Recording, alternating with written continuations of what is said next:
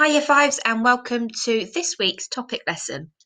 And our learning question today is, why was Cnut the Great so important? So this is King Cnut.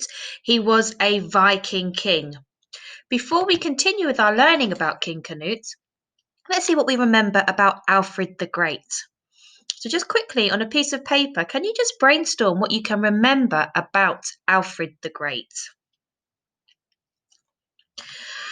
So, after King Alfred defeated the Vikings, a peace was agreed between them. The Vikings would occupy the northeast of England, while the southwest would remain Anglo Saxon territory. The area of Viking occupation became known as the Danelaw. So, if you remember, King Alfred became king of all England, uniting the Anglo Saxon kingdoms. So, uniting these kingdoms here. For the first time. So he was very popular with the Anglo Saxons because he gave this area here to the Vikings, which became Danelaw. So this was Viking occupied, and it stopped a lot of the fighting. So that's why King Alfred was known as Alfred the Great. So what has happened then? So who is this King Cnut, and why is he so important? Let's read on. So, by the 900s, the Anglo Saxon kings were enjoying a golden age. King Alfred had established peace between the Anglo Saxon kingdoms and the Danelaw in 886 AD, and the two remained separate and largely peaceful over the coming years. So, the Vikings were quite happy living here under Danelaw, and the Anglo Saxons were quite happy living here. So, they were living happily side by side. The court of King Edgar, who ruled from 959 to 975, was admired all over Europe, and Anglo Saxon England was becoming a country that was strong, cultured, and prosperous. Edgar was Alfred's great great grandson and was known as Edgar the Peaceful. So all was going well. However, this golden age was not to last. By 1016, England had become one country, unifying the Danelaw and Anglo Saxon kingdom, and was under the control of a single Viking king. So by 1016, we're going to learn that this man here, King Cnut, has suddenly taken over England, and he is a Viking king. So, how does this happen? The territory of England was now established as it still remains today. So all of England became united. It became all, if you essentially, under Danelaw, under one Viking king, King Cnut. So let's find out what happened. So in 959, we learned about Edgar the Peaceful.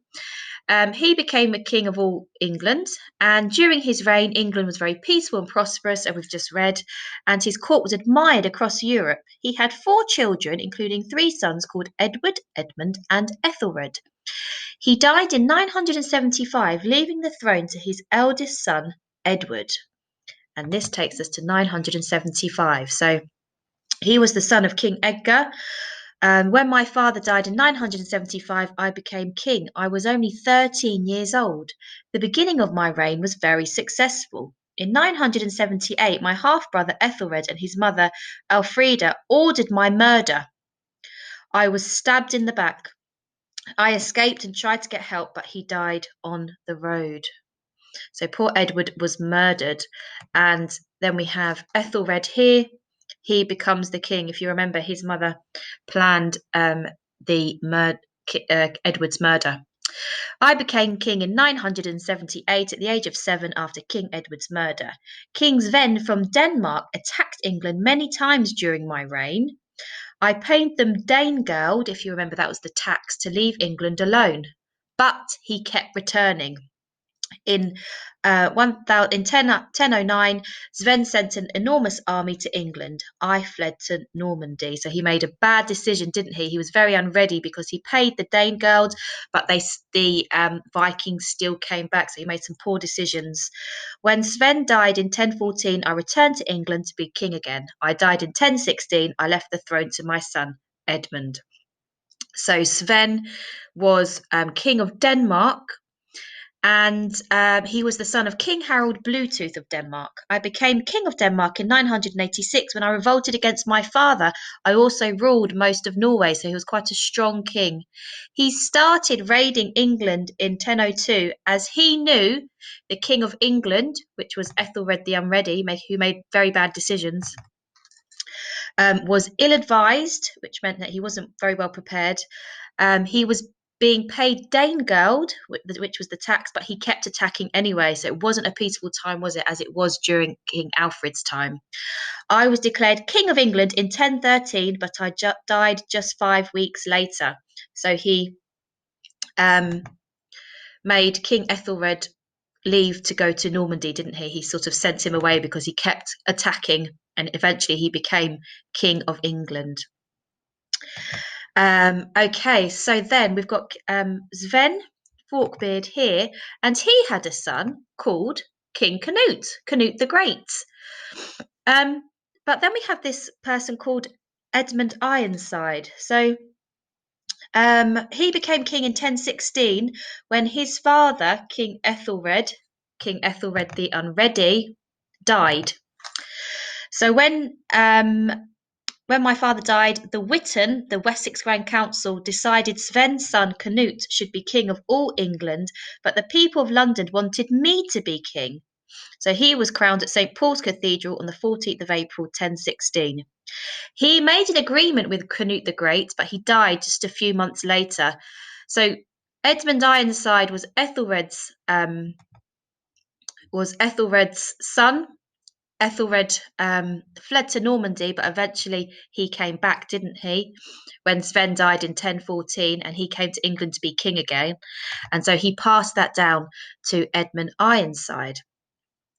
Now, Edmund Ironside, the people wanted him to be king in London, so he agreed with King Canute here that they would share the land. So Canute was the son of King Sven, as we just said, and in 1015 he gained control of almost all of England apart from London. So that's why they both made the agreement. Edmund would be in charge of London, and Canute would be in charge of most of the rest of England. So we partitioned England on the agreement that the rest of the lands would pass to the other one once one of us had died. So then when Edmund died, Canute took all of England.